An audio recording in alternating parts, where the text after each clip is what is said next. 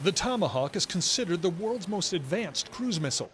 It's been used in combat more than 2,000 times by the U.S. Navy, from Syria to Sudan to Serbia. And all of the new Tomahawks come out of one factory, this one, in a city and state we've been asked not to reveal for security reasons. The 20-foot-long Tomahawks are manufactured by the Raytheon Company. Kim Ernzen is one of Raytheon's top missile executives. And this is the final configuration before it goes out the door to our customer. In this facility is where we do the integration of the rocket motors and the warheads, what we call the energetics elements of the missiles. Other components and subassemblies come from our other factories located here, and then we do the final assembly here, test it, fuel it, and get it ready to go out the door. How soon will these be going out the door? In the next couple of days. In this factory, 14 Tomahawks are about to be shipped out.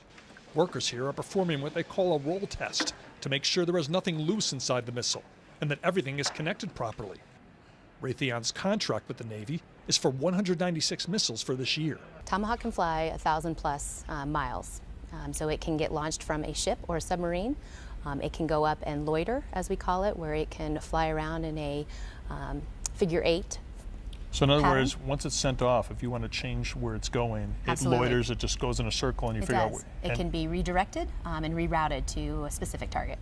The Tomahawk has been around since the 1980s, but this is the newest version of the missile, manufactured since 2004.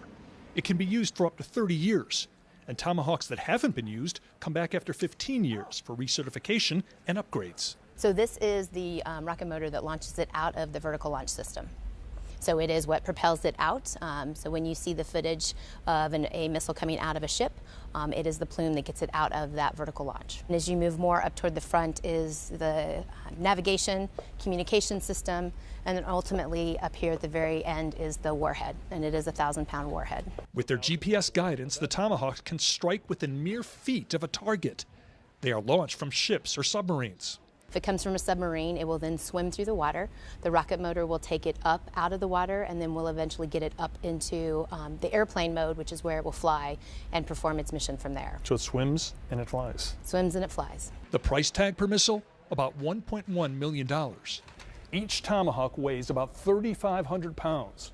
So when 60 of them were fired towards Syria, that was about 210,000 pounds of firepower. People who work here tell us this isn't just a job.